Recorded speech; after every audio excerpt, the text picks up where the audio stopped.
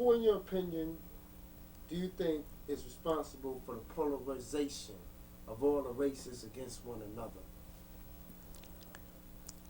I don't think there's any one answer. I think many things have happened. Of course, those in power would never, never want blacks, Latinos, misnomered American Indians and Asians to ever come together. And they have done everything to pull us apart and be suspicious of each other or put each other down. Unfortunately, besides that, I feel unfortunately that there are within all of the third world groups people who are narrowed into narrow nationalism. And I think those two components have helped to bring polarization. Excellent. I like that one. Okay. What do you think the power structure fears most, beyond and above all things? Oh, definitely. They are the most fearful of the black movement, however the black movement is going to grow. Not just because the blacks are the largest minority group in America, because if America, no matter how large of a group, if they could assimilate people, not integrate, assimilate, I mean, it wouldn't matter how big of a group, you know, I mean, they would not become a danger to them.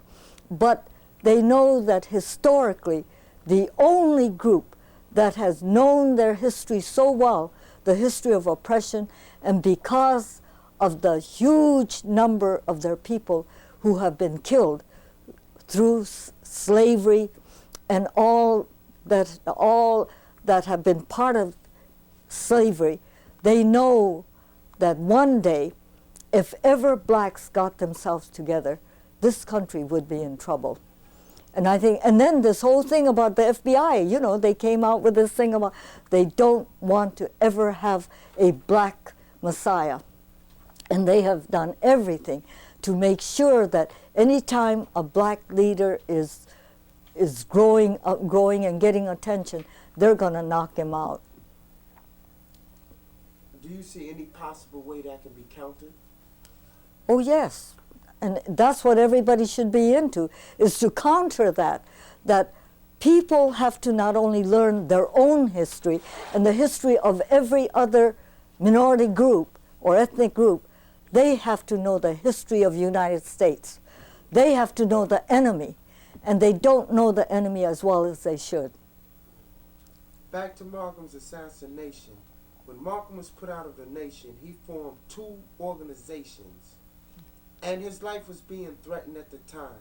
Could you tell us what you can remember about the atmosphere at that time? Oh, even though at that time, this is now, we're speaking about 1964, all right? In 1964, I had been in the black movement only about 2 years, but, oh, definitely, even me who's, you know, on the periphery, I could feel it. I knew something was happening. And it came, I think, more from those in power. When you think of the kind of things that led up to feeling that Malcolm was dangerous, well, before that, you know, I mean, Cuba freed itself, 59, 60, and then Patrice Lumumba, I think, was killed in 61. And in 61, after he was killed, look at all those black groups that went down to the UN and really wreaked havoc down there.